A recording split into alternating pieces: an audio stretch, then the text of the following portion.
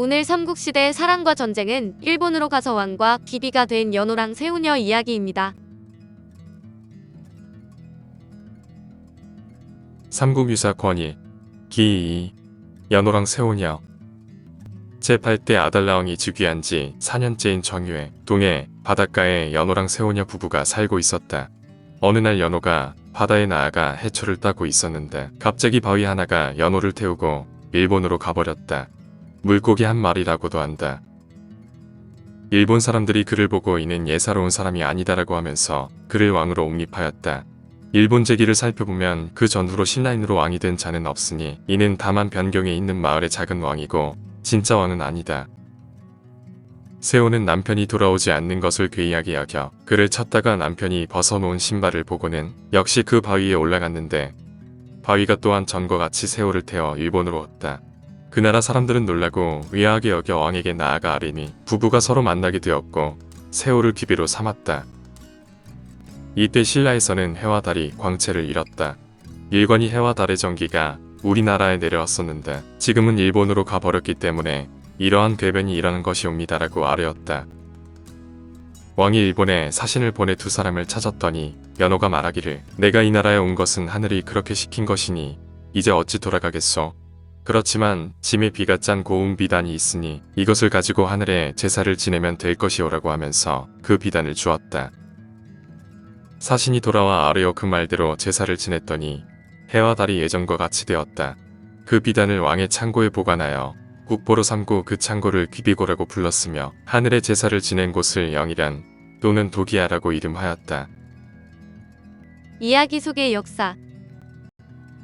이 사료는 연호랑 새우녀 부부의 설화로 삼국유사권일에 실려 있는데 박일량이 지은 수의전에 수록되어 있던 것을 일련히 옮긴 것으로 보고 있습니다.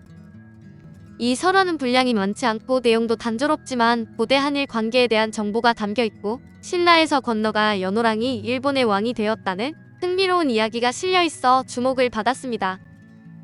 다만 그동안은 일식월식에 관한 설화라는 점이 각인되어 주로 국문학계에서 관심을 갖고 연구를 해왔는데 역사학계에서도 주목할 만한 부분이 적지 않습니다.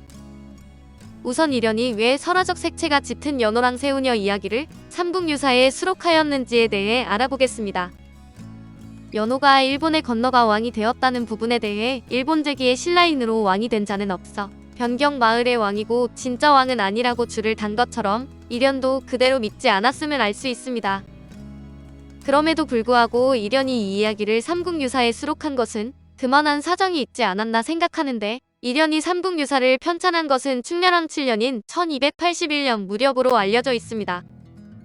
원종 15년인 1274년에 고려와 원나라가 일본을 정벌하기 위해 연합군을 편성해 원정에 나섰지만 태풍을 만나 뜻을 이루지 못하고 1만 명 이상의 사상자를 낸 일이 있었습니다.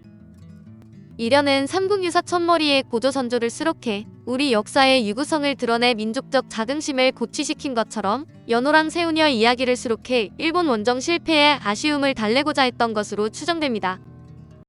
한편으로 결론적으로 연호가 일본에 건너가 왕이 됨으로써 삼국유사 독자들로 하여금 긍지와 자부심을 느끼도록 의도하였던 것으로 보입니다. 일본 서기 권육의 수인천왕 3년 3월조에는 신라 왕자였던 아메노우이보코가 일본으로 건너왔다는 내용이 실려 있습니다. 수인천왕 3년은 곧 서기 93년 신라 아달라왕 4년으로 연호랑이 일본으로 건너간 157년 신라 파사왕 14년과는 시기적으로 제법 차이가 있습니다.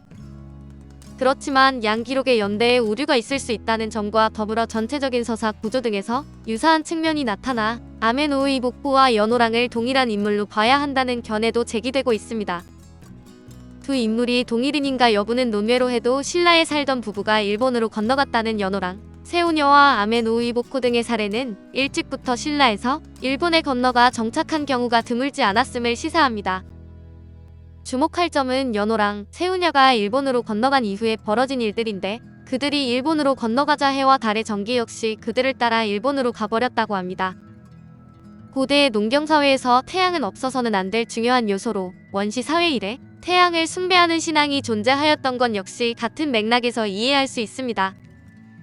이 자료에 의하면 해와 달이 광채를 잃는 변고가 생기자 연호가 짠 비단으로 영일현에서 하늘에 제사를 지냈다고 합니다. 여성이 배를 짠다는 것은 농경민들의 공동 작업이 전제되어 있는 동시에 육부의 여자들이 8월 15일에 맞춰 왕실 주도로 길쌈 짜기를 했다는 삼국사기의 기록처럼 제의적 의미가 가미되어 있습니다.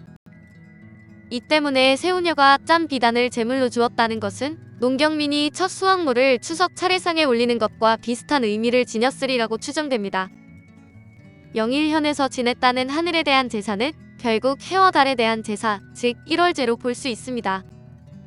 나아가 일본으로 건너간 세우녀가 짠 비단을 가지고 제사를 지내자 해와 달이 원래대로 돌아왔다는 사실은 신라가 일본과 우호적 관계로 나아갈 수 있는 계기로 작용하였음을 알 수 있습니다.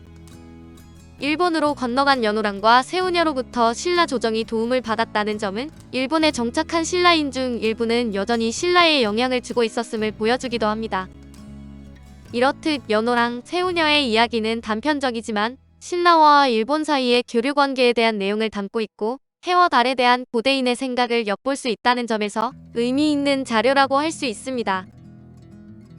오늘 삼국시대 사랑과 전쟁은 일본으로 가서 왕과 기비가 된 연호랑 세우녀 이야기였습니다.